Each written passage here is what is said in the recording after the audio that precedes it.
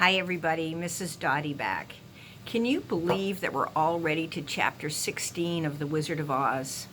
My gosh, that means we've been reading, this is the 4th week that we've been reading this book. And it's a great book. What a story. Dorothy getting taken by a cyclone, her and Toto in the house swirling through the wind, up, up, up, away, away, away, and they end up in the land of Oz. And now, with her friends, the Scarecrow, the Tin Woodman, and the Cowardly Lion, they finally make it to the Emerald City. They finally do what they have to. The 2 wicked witches are dead. And then come to find out the wizard was no more than a regular, ordinary little old man. They're heartbroken. They're not sure if their wishes are going to come true. We're going to find out some more today as we read chapter 16.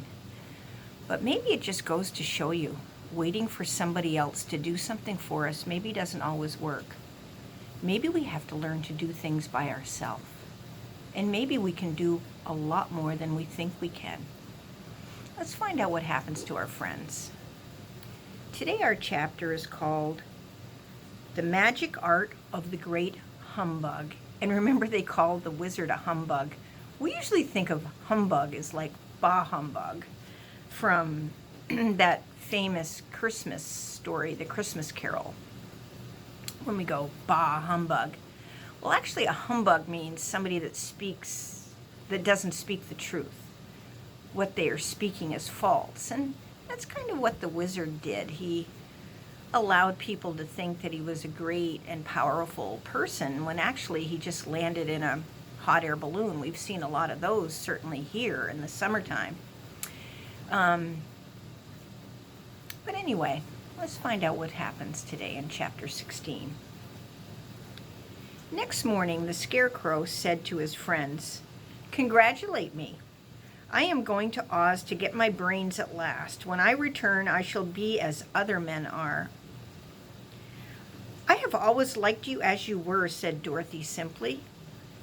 "It is kind of you to like a scarecrow," he replied, "but surely you will think more of me when you hear the splendid thoughts my new brain is going to turn out."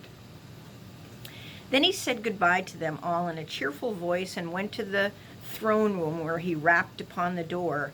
"Come in," said Oz. The Scarecrow went in and found the little man sitting down by the window engaged in deep thought. "I have come for my brains," remarked the Scarecrow, a little uneasily. "Oh yes, sit down in that chair, please," replied Oz. "You must excuse me for taking your head off, but I shall have to do it in order to put your brains in their proper place."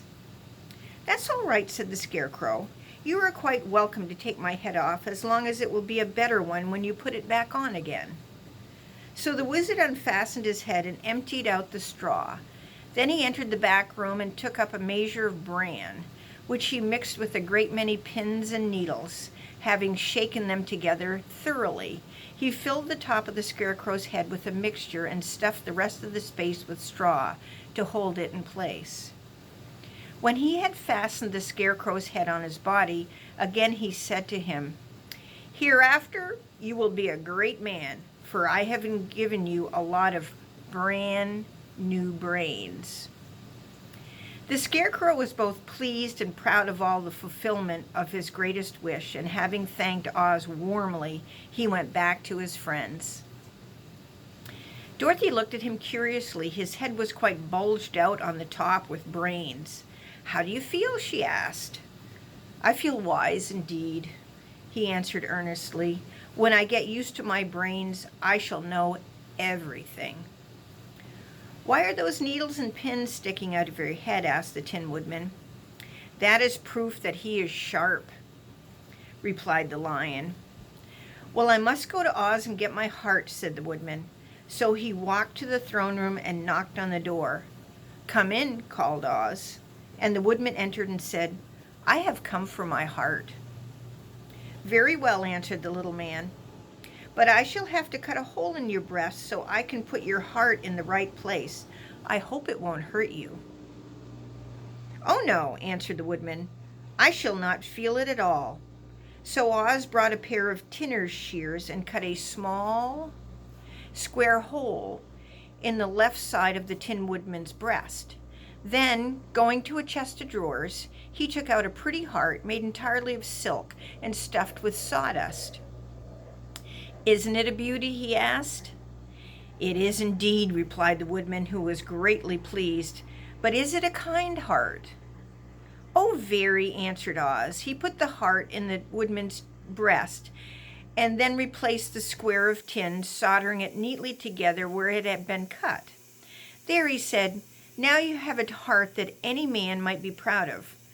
I'm sorry I had to put a patch on your breast, but it really couldn't be helped." "Never mind the patch," exclaimed the happy woodman. "I am very grateful to you and shall never forget your kindness."